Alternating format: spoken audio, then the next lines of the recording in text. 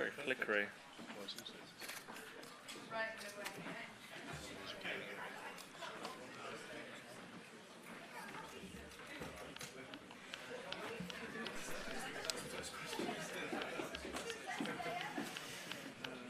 It's Midlands. Oh, you're in Bristol, aren't you? Bristol now. Yeah. No. If which side are we going to go up the stairs? Because if we all go one side, he'll be up there. Yeah. Well, no, because that'll just come this way and we'll go that way.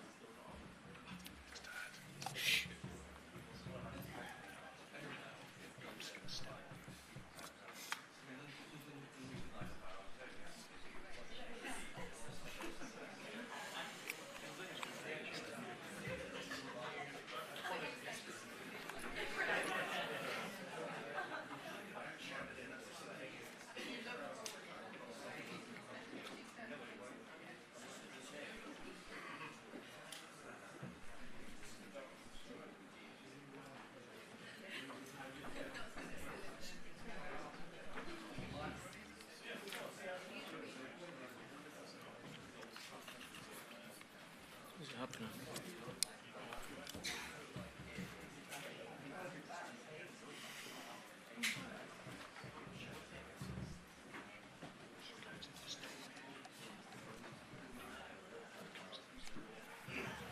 That'd be good. That'd be good.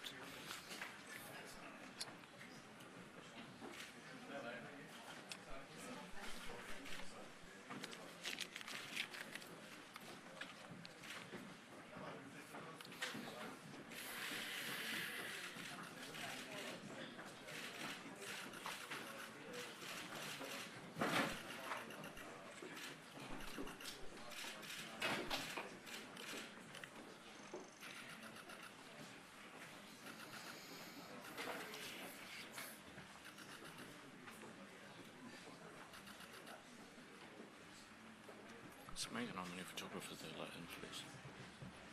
They let anybody in, won't they? Very much. Bit mad.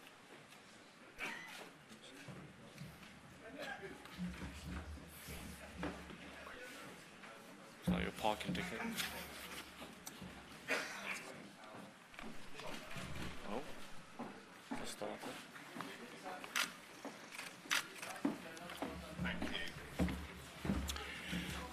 Hello, ladies and gentlemen. A very good afternoon to you. Thank you very much indeed for coming this afternoon at very short notice. I'm Dr. David Bull. I'm Deputy Leader of Reform UK.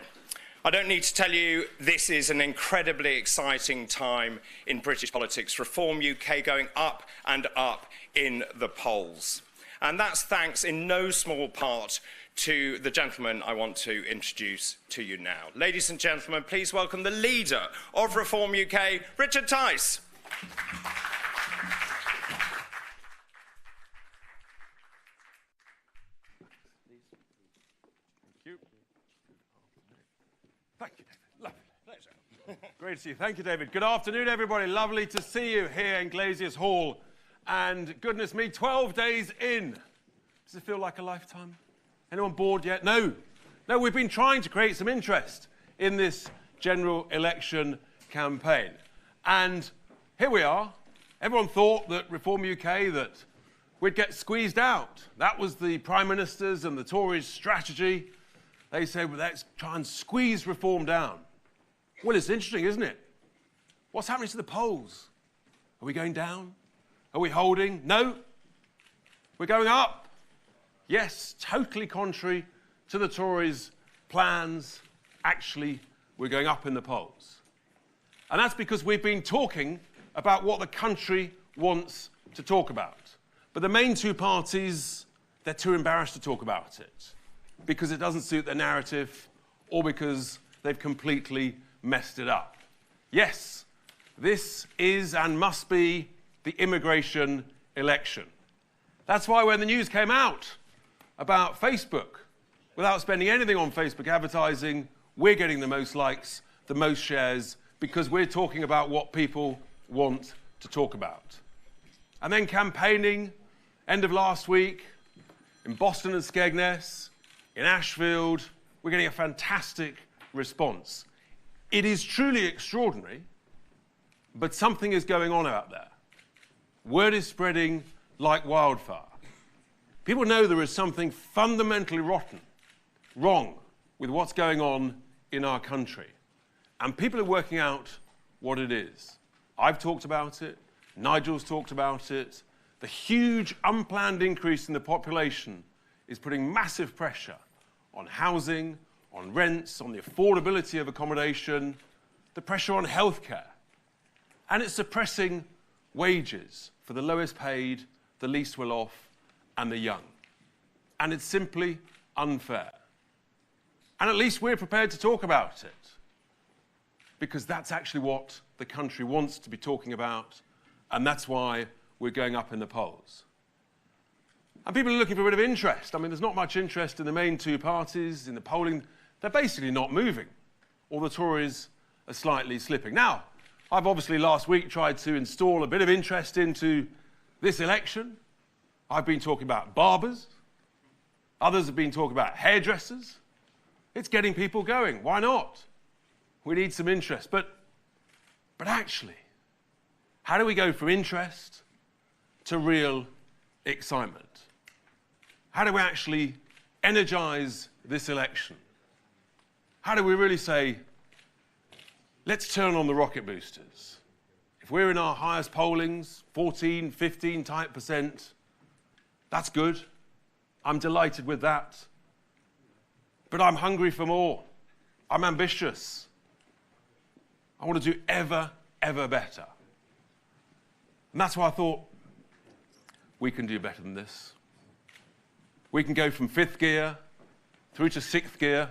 This is a fossil-fueled car, by the way.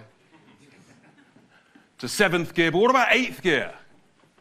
What about turning on? How do we turn on the turbo boosters, the rocket chargers to this campaign? And as people know, I wanted Nigel to be able to give as much energy and effort and commitment to this campaign as he felt able to do. Now, Sunak thought he'd got one ahead of us, and everyone fell for it. I thought, no, let's get some real excitement into that campaign. So the big question is, does Nigel want to stand? I've got a different question. And I think this may drive and excite and infuse ever more action, ever more boost to Reform UK. I thought, well, actually,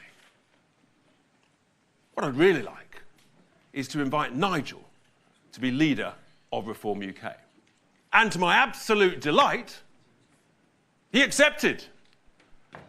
And so that's what the plan is, and that's why I'm delighted to welcome my very good friend, Nigel, to the stage to take us forward from here. Thank you very much indeed.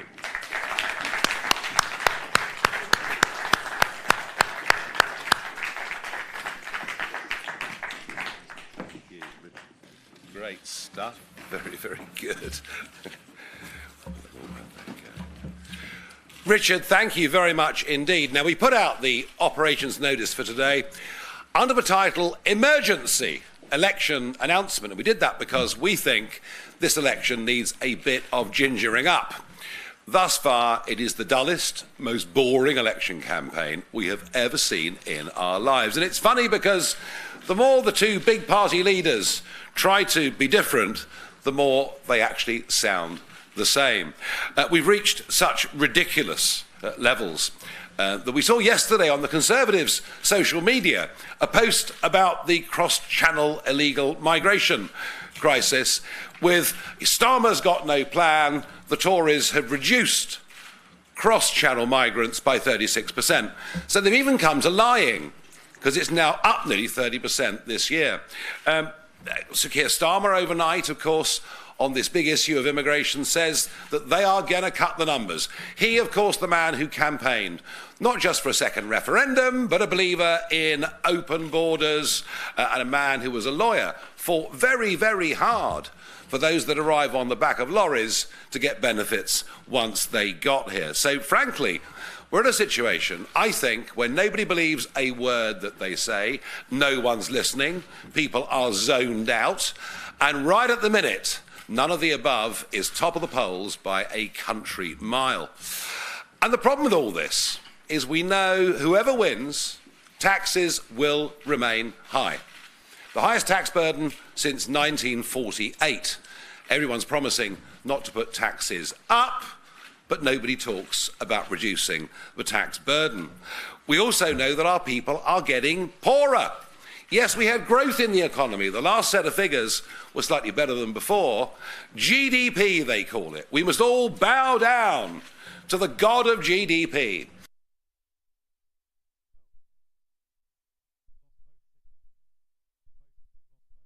In fact, the more we have, the better the GDP numbers are, because there are more people in the country. But what about GDP per person, per capita? It went down by almost 0.7% over the last year. So we know that taxes will stay high. We know that mass immigration will continue, regardless of which party wins power. We know that people will get poorer, but we also know that crime, or fear of crime, will get worse. London, even the wealthier parts of London, have been transformed over the course of the last few years. Crime is so bad now that people generally don't even bother to report it. But it's okay, you can go shoplifting and nick up to 200 quid's worth of kit before anybody is even going to prosecute you. And these are all symptoms of a country that actually is in decline. We're in economic decline in relative terms. Oh, sure, we're doing better than our former partners in the European Union, but we're massively behind America and many other parts of the world. We're in social decline, and we're actually in a form of moral decline. We've forgotten who we are as a country. We heard a very impassioned speech by Keir Starmer this morning about D-Day, and he talked about his own brother serving on HMS Antelope in the Falklands. And he spoke actually with a great degree of passion. But here's a little statistic that sums up what's been wrong with our ruling classes.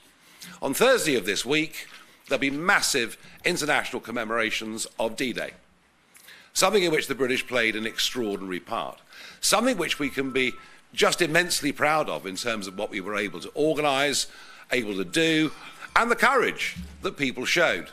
But can you believe a poll out last week showed that 52% of 18 to 34-year-olds don't even know what D-Day is. And that's what you get when you're led by a career political class that don't really care about the country, that are embarrassed to say anything that could be seen to be vaguely patriotic. Oh, we're told that Michael Gove and others have improved the education system. Well, I tell you what, if over half of our young people in this country do not know about an event that is within living memory and which should be one of the proudest things this nation has ever managed to achieve, something I think is fundamentally wrong at every level. The centre of gravity on every national debate has moved hugely to the left since 2010, when David Cameron and George Osborne took power. So we represent a very different kind of politics. We believe that the Westminster political class are now more detached from ordinary folk than they were even before that referendum stunned everybody back all those years ago now in 2016. Something has gone very, very wrong. What we also know is the election is over. It's done. Labour have won the election. There is not a contest. There is a big MRP poll coming out on Sky News at 5 o'clock that will confirm all the things that we've seen before. Whether the Conservatives get 80 seats or 150 seats is now almost irrelevant. Starmer has won this election. And that's my fear. Nothing will change. Maybe things will get ever so slightly worse. Now, I stood here a week ago and I said, look, hands up. I've been nonplussed by Rishi calling a short-term election. It doesn't give me the time to fight a constituency. It doesn't give me the time to build up data. I thought the rational thing to do was not to stand, but to do my bit, as I put it, supporting the country around the party. And for the last week, that is what I've been doing. I've been travelling all around the country. I've had the honour of appearing with Piers Morgan on Question Time, amongst other things. I've been to Dover to talk about the migrant crisis that I alone predicted 4.5 years ago. But more importantly, I've been out on the streets, meeting an awful lot of people. And interestingly, a lot of young people. And I'll tell you this, and you won't have got this yet, and the pollsters won't yet have picked this up, but I promise you, after 30 years of experience in this game, something is happening out there. There is a rejection of the political class going on in this country in a way that has not been seen in modern times. But the other thing that really shook me in a way last week were the number of people coming up to me on the street saying, Nigel, why aren't you standing? And I gave my logical, rational reasons for it. But I couldn't help, after each exchange, I simply couldn't help feeling that somehow they felt I was letting them down,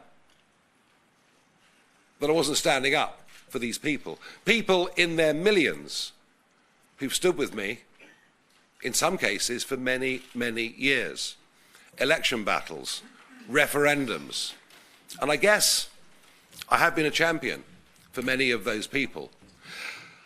I took the day off yesterday, had a normal day. Walked the dogs, did a bit of fishing, popped into the pub, you know, a normal sort of day, which gave me time to think and reflect. And I began to feel a terrible sense of guilt. Even if it is very difficult for me to find a parliamentary constituency, and it is hard.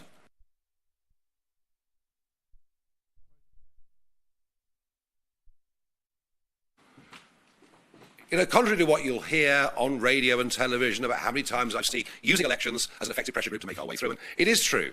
The one time I did stand and fight, the Conservative Party cheated against me in such a way that one of the party agents got a 9-month prison sentence, suspended. But of course the result stood. So all those things have been weighing on my mind. But difficult though it is, I can't let down those millions of people. I simply can't do it. It'd be wrong. So I have decided, I've changed my mind. It's allowed, you know. It's not always a sign of weakness. It could potentially be a sign of strength. So I am going to stand in this election. I'll be launching my candidacy at midday tomorrow in the Essex seaside town of Clacton. So midday tomorrow, Clacton, at the end of the pier. But perhaps more important than that, I've made a far bigger decision than that, which is, and I've talked to Richard, and he is happy about it.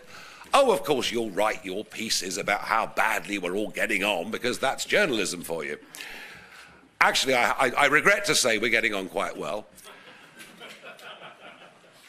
But Richard is more than happy for me to put my head and shoulders firmly over the parapet and take the flak. So I'm coming back as leader of Reform UK, but not just for this election campaign.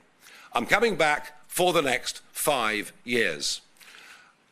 And there is one very simple reason for that. We all know already that the Conservative Party will be in opposition, but it won't be the opposition. They are incapable of it. They've spent most of the last 5 years fighting each other rather than standing up and fighting for the interests of this country. They are split down the middle on policy, and frankly right now, they don't stand for a damn thing. So our aim in this election is to get many, many millions of votes. And I'm talking far more votes than UKIP got back in 2015, when we got 4 million votes. We're going to get many, many, many more votes than that. How many seats in Parliament can we win under this system? Well, that's another matter. And that depends on what momentum we can get from here. When people start to realise in the red wall with Reform second to Labour, when they start to realise that actually in those seats, it's a Conservative vote that's a vote for Labour, it's a Conservative vote that is a wasted vote, then I think we might just surprise everybody. And I know that you all think that our votes will simply come from the Conservatives and they'll get crushed. Believe me, this Conservative Party under Rishi Sunak, who nobody ever voted for, not even the Conservative Party members voted for, this party needs no help in being crushed. It's crushed itself already. And those people who already say they'll vote Reform, very few of them would go back to the Conservatives even if we stood down. So we are appealing to Conservative voters. We are appealing to Labour voters. And those commentators and journalists that are longer in the tooth might remember that in 2015, against all predictions, we took more votes from the Labour Party than we took from the Conservative Party. So Keir Starmer, yes, he'll win, but we're absolutely going to make sure his percentage is a lot smaller than it is now. But perhaps above all, what we're appealing to are those who intend not to vote, because they don't believe there's anybody within the Westminster establishment that actually stands up for them. Very often they're people running small businesses, acting as sole traders. They run a plumbing company, they run a taxi company, whatever it is. They know, and they're right, that nobody in Westminster is on their side. Nobody in Westminster even understands what they do. And what we're going to put forward over the next few years are men and women that will stand for us, represent us, who've got real life experience. To us, this is not just an extension of being in the Oxford Union. It isn't just some great big game. It's actually about our country and its people. And we're worried and we're fearful of many of the impacts that we've seen. We find what happened after those local elections just a few weeks ago, of candidates winning in Leeds, in Burnley, in Bradford and elsewhere, standing, shouting, Allahu Akbar, standing, shouting, we are coming to get you. The birth of sectarian politics in our country caused by massively irresponsible immigration policies. And it was the Labour Party that opened the door. And who would have believed that a Conservative Party would have accelerated it? To anyone that says to me, well, surely you won't stand against Bill Bloggs, because he's a really good bloke and he was a Brexiteer, the answer is 2.4 million. 2.4 million people this Conservative government have allowed to settle in the UK in the course of the last 2 years. So whether Bill Bloggs is a good bloke or not, he has actually been part of what is a massive betrayal of 17.4 million people who voted Brexit. They voted yes to get back our independence, but they absolutely voted to get back control of our borders. And Richard said earlier that this is the immigration election. Well, it is. We have to build a new house every 2 minutes just to accommodate those that are legally coming in to Britain. The impact on the health service, the impact on infrastructure, on everything else. We have to get a grip. It is the major issue of our times. The population explosion has devalued the life of ordinary Britons in just the most extraordinary way. And even if those in Westminster don't know it, I promise you that those outside of it do. Now, I want to pay tribute to Richard, who has kept this party going during times when he was told there was no need for it. No need for it. Boris has an 80-seat majority, they're going to deliver Brexit, and everything that Brexit voters wanted. Well, Richard has kept this going at great personal cost in terms of time and money. I'm very pleased to say Richard, from this moment, is going to be chairman of this party, and I hope is going to spend as much time in Boston and Skegness whilst I'm taking the flak, so he can go up there and win that constituency. And I think back actually in Boston, Richard, to 2015, when UKIP put up a 21-year-old candidate who was a bit green, to say the least. He got 15,000 votes. I'm sure you're going to get many, many more than that. So the really big message here is, what I'm really calling for, and what I intend to lead, is a political revolt. Yes, a revolt. A turning of our backs on the political status quo. It doesn't work. Nothing in this country works anymore. The health service doesn't work. The roads don't work. None of our public services are up to scratch. We are in decline. This will only be turned around with boldness. We will only recover our position through economic growth.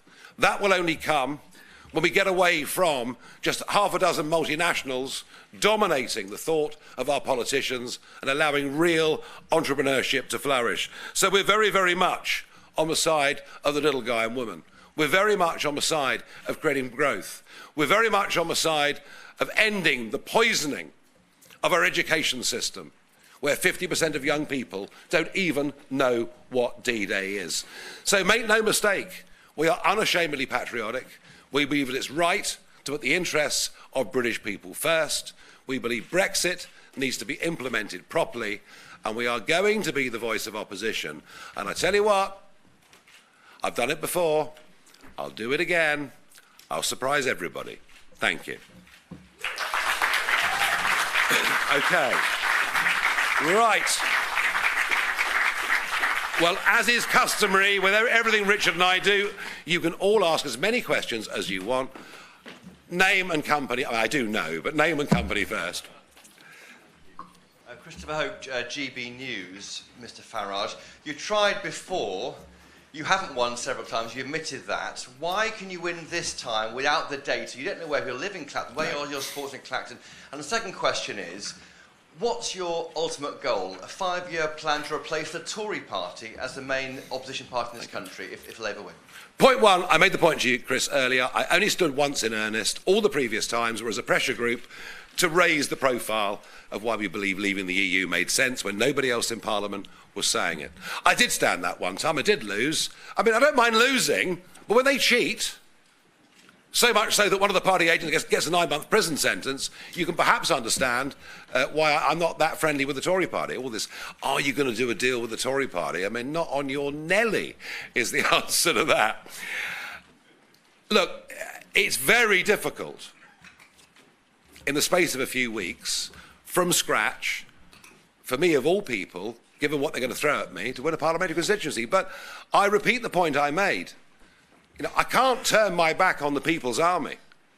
I can't turn my back on those millions of people who followed me, believed in me, despite the horrendous things that were being said about me in 2012, 13, 14, 15, 16. You know, they're still there.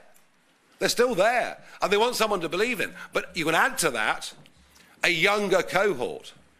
I said earlier, Richard said the same, something is going on. Isn't it amazing? We haven't spent a bean on Facebook pushes or advertising, and yet of the top 50 most liked posts on Facebook in the first week of the campaign, 32 are reform. Even the Today programme, what a shame Nick Robinson's not here, it really is. But even the Today programme, doing a feature on TikTok this morning, saying just how many young people are saying vote reform. We're not putting money into it. I mean, this is happening organically. Something remarkable is going on. The one prediction I'll make, Chris, is we will get many, many more votes than the 4 million that UKIP got in 2015. Many, many more votes. We will win seats. I don't know how many. The crucial part of this campaign will be getting those people who are saying now they'll vote Labour, but I suspect in many cases that's through disgust, to vote for something they really believe in. And the plan, look, we're a very new party. This election at short notice, look, we're not making any bones about it. It's damn difficult. But just because something's difficult doesn't stop you doing it. The real plan is to be the opposition party in the next Parliament and the biggest party at the 2029 general election. That is the ambition. Simple as. Andy Bell, 5 News. Nigel Farage, haven't you just made Keir Starmer the happiest guy in British politics right now because you've just ensured that a whole lot of Conservative seats that might have stayed Conservative will not be Conservative next time round? Exactly the same question I was asked in 2015. Exactly the same question. Oh, you'll damage the Tories' hopes, and we took more votes from Labour than we took from the Conservatives. And you were all wrong. All of you were wrong in 2015. No is the answer. Those people currently saying they'll vote Reform won't vote Conservative They've gone. The Red Wallers feel completely betrayed. The promises that Boris Johnson made, and frankly, I'm not sure now even believed in himself, they've gone. They're not coming back. What we'll do from here, be quite interesting actually, I think we'll draw fairly evenly from now on from Conservative and the Labour Party. You watch the polls. I said in a week's time, Andy asked me the same question. But I think you'll see we're going to start drawing from Labour equally as much as the Conservatives. I've got to reiterate this. The Conservative Party have lost this election without my intervention. It's done. Trust is broken. Trust is gone. And maybe that's why there's so little coverage of what's going on the election, because kind of people know the result. I've thrown myself into this today, not just to sort of entertain everybody, but because I genuinely think that something remarkable can happen. At least that's what I'll try for. BBC News. Margaret Thatcher famously said she wasn't for turning. You are obviously for turning. Why the massive U-turn all of a sudden? Have you never changed your mind about anything? Well, I tell you what, if you have never changed your mind about anything, you are a remarkable human being. I want to read your book.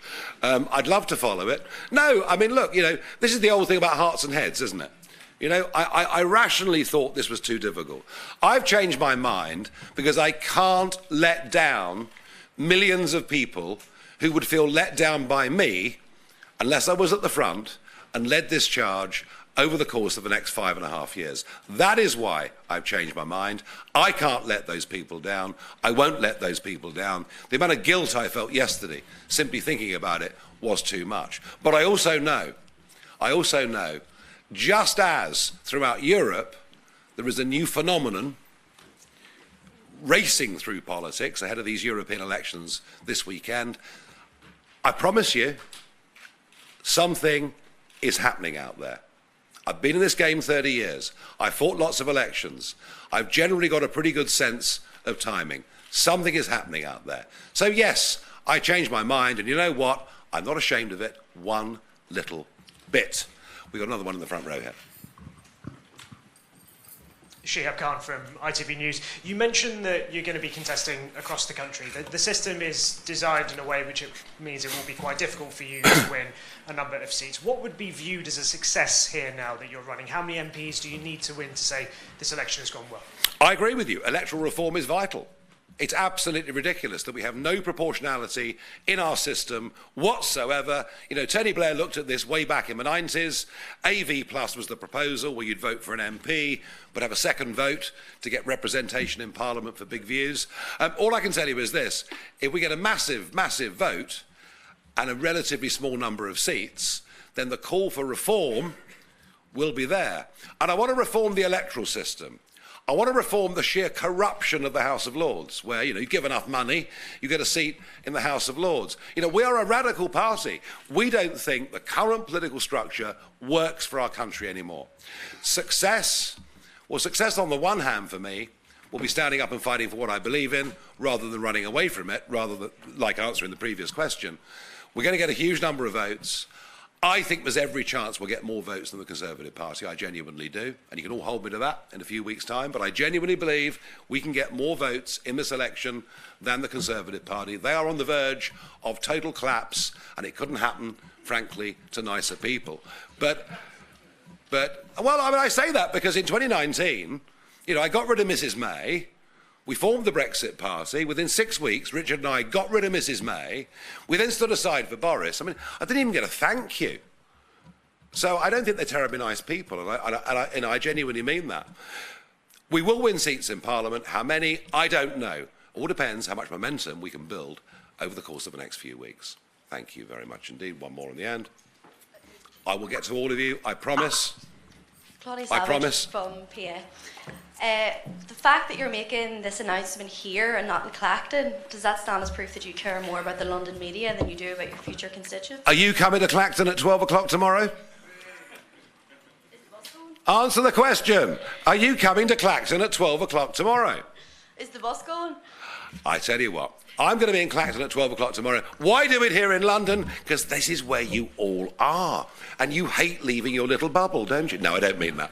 I will be. You're very welcome to come to Clacton tomorrow. There's a very good Wetherspoons there. Now, let's keep going. Lady there. Hi, Natasha Clark from LBC. When did you decide to make this decision? 2 o'clock yesterday afternoon. Whose decision was it? Yours or Richard Tice's? Well, ultimately, it was my decision to say I'm going to put myself forward and say to Richard, are you happy with this? And he's more than happy with this. In fact, I think he's delighted with it, actually. So we've talked on and off about this, of course, for months. And I've been very reluctant to do this. Very reluctant. I mean, to be honest, I've been reluctant because I've actually rather enjoyed life at GB News. And it's been a great job. Best job I've ever had. I did enjoy your mob as well when I was there, but then again, you know, I got sacked, but I'm used to that. It happens quite regularly. No, I've loved being at GB News and doing a show 4 nights a week and doing extra stuff and travelling around the country and all of those things. So giving that up's not an easy thing.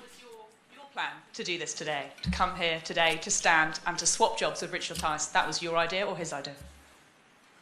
Oh, I don't really understand the Or was question. it a conversation that you guys had and you decided to do it together? Do you think, I mean, do you think he's been bullied and strong-armed or something? I mean, what are you suggesting? No, it's a very silly question. Never mind. Let's go on. Thank you. Kate McCann at Times Radio. Can I ask you if there was a particular moment? You mentioned meeting people and people saying they felt let down. Was there one interaction that really made this for you?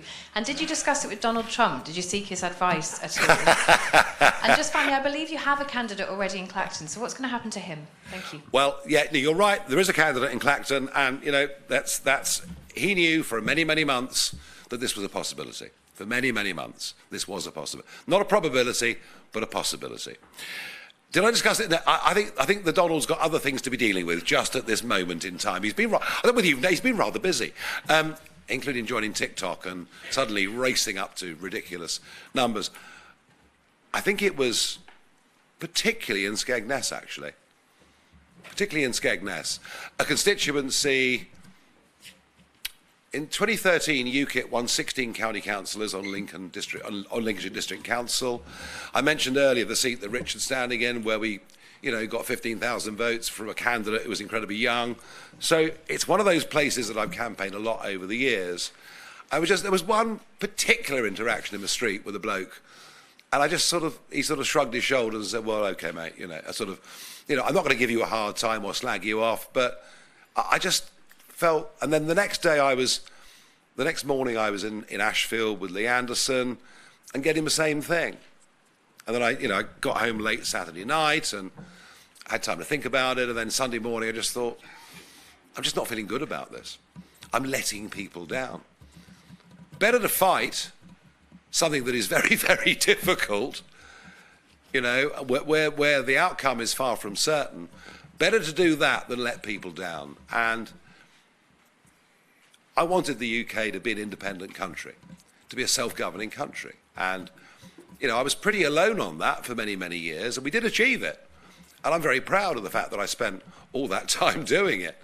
But I just think the way we're being governed, I think, is disconnected from ordinary folk. I just think we're failing. And I genuinely believe that the choice between these two men is very, very narrow. The narrowest it's ever been at any British general election, I think, in modern times. Sir.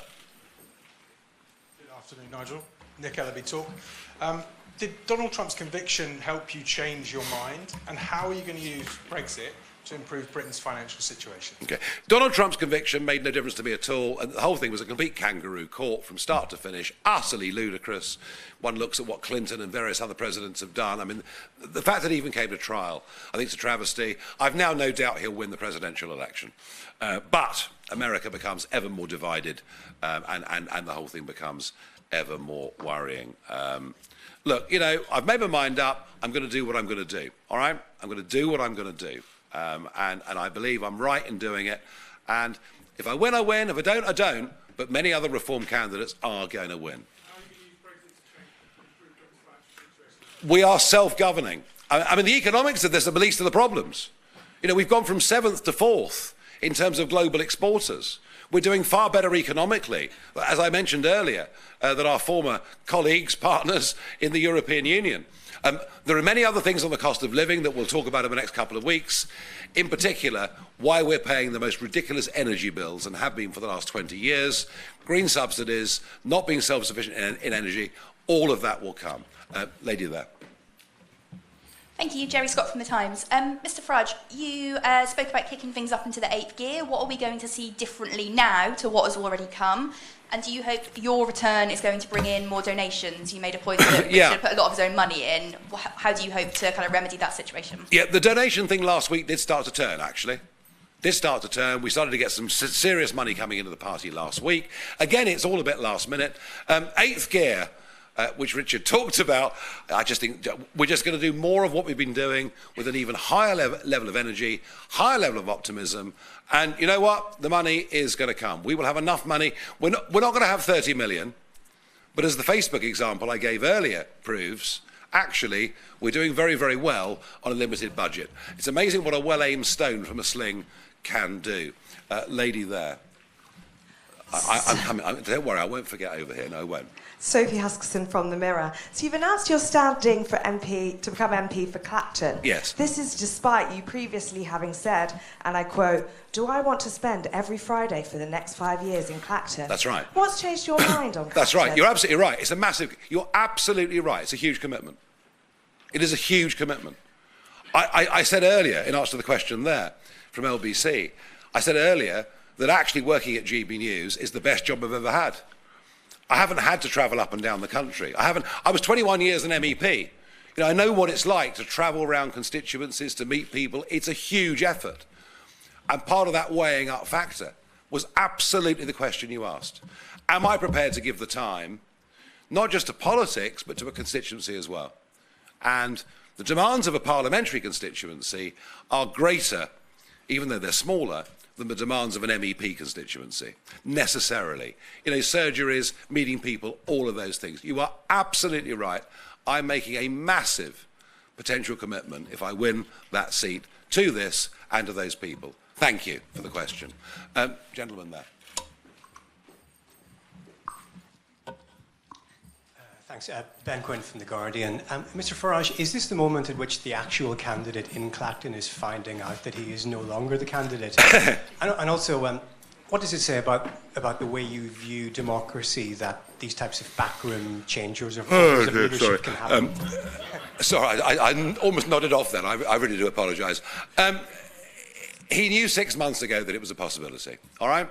He knew it was a possibility. And is my standing in Clacton going to help 600 other candidates? I think it may well do, all right? And sometimes tough things have to be done. You know, it's not an easy game. Right, we're going to go over here. We're getting a bit bored with the right wing. Let's go over here. Mr Farage, Harry Fawcett from Channel 4 News. You say this has been in the works for some months. Until a couple of days ago, you were definitively ruling it out. Yeah. You're accusing the Tories of lying, of people not believing a word they have to say. Why should people, from this point, believe a word you have to say? Hang on, I said I've been planning for months to do it. I've said already I'd planned to run. I was actually going to launch in this room last Thursday, all right? I didn't do it because of a short-term campaign that was called. I thought I could serve the cause better going around the country, as I've done for the last week with a fair degree of energy, all right? I've just realised it doesn't work. The formula doesn't work. People don't buy it. They want me in the front lines. They want me to take the flak, and that's why I'm back doing it. So I haven't been dishonest with anybody. I have changed my mind, but I've not been dishonest with anybody, least of all myself. Jane Merrick from the I newspaper. You said that you would get more than 4.5 million votes that you did in 2015. Will you resign if you don't get that target? And then secondly, are you still planning to help your friend Donald Trump with his Republican campaign? If I don't get that result, I'll go down the pub and have a think about it, all right? And be very disappointed. No, look, I haven't changed my mind, conviction or not. I haven't changed my mind that the world will be a safer place with Donald Trump in the White House. I think the weakness that we've seen under Joe Biden has encouraged, Putin, President Xi, etc. The world will be a safer place with Donald Trump. Clearly, if I'm elected the MP for Clacton, and I'm there every Friday, as the Mirror pointed out to me very helpfully, it'll become more difficult, but not impossible. All right? Okay. Yes, Sky at the back there. Thanks very much. Richard Tice mentioned just now that the polls aren't moving. I guess that also reflects your performance so far. Is this decision in part a reflection of the fact that you don't think the campaign has got off to the start that you were hoping? And do you think that you're bigger than this party? I would say this to you.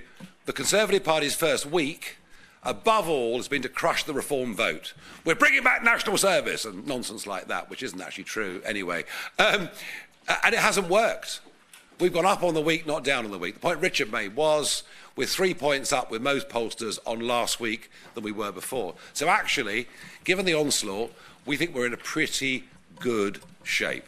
All right? We think we're in pretty good shape. What we now have to do is to get the big push up. None of you believe it's possible. Just you watch. I think what we've done today will inject some energy and some optimism into the campaign. We'll reprioritise what we're all doing. Hey, I'm pretty bullish about this. I really, really am. I'm pretty bullish about this. Okay, let's keep going. A few more. I know time is running on. Hi, Nigel. Christian from the Daily Express.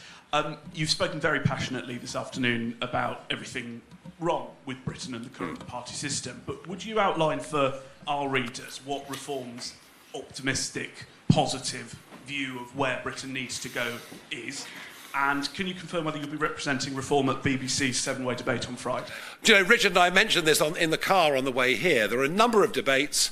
We haven't had time to work it all out yet, all right? But we will, between us, we will cover all of it. I have to say, seven's an awful lot, isn't it? But hey, there we are.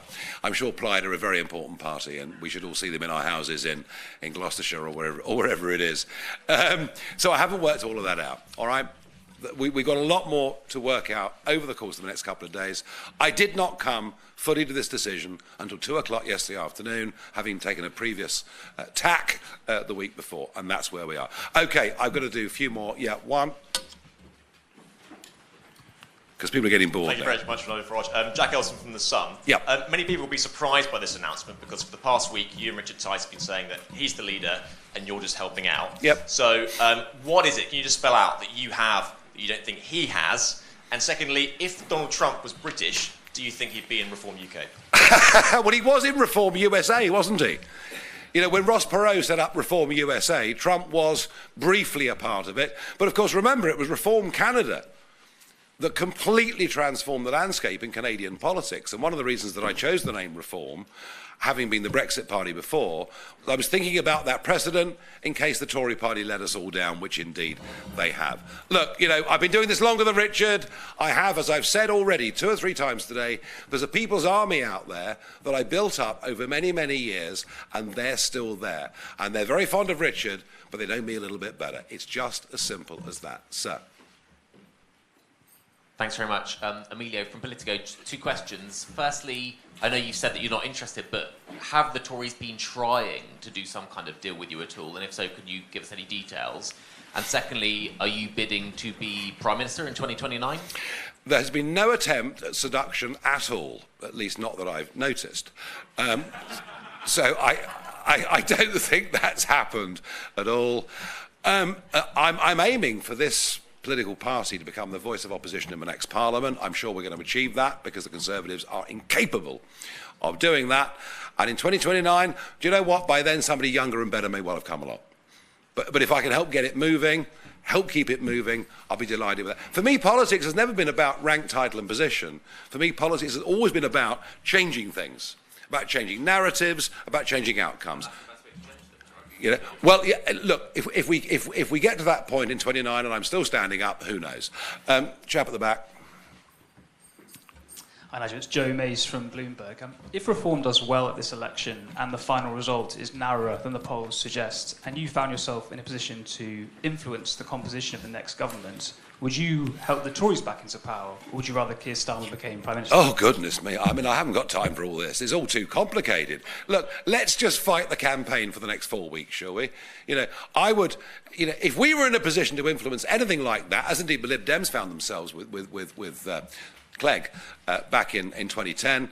Well, you know, I think our objectives would be pretty simple, wouldn't they? You know, no betrayal of Brexit and proper control of our borders, and whichever one offered the best would be the best. At the moment, I can't see either. Sir. Hello, Tom Scotsman from Politics Home. Is this the moment now you're expecting, or would you accept more Conservative candidates to come into the fold for Reform UK and hopefully campaign for your party? And is that something that you've been thinking of? I think in a week's time, the polls will look very different. As I say, you'll begin to see that a Conservative vote is a wasted vote in the red wall. I think much may change. Right, I've done my best. Thank you, everybody. We'll see you on the campaign trail.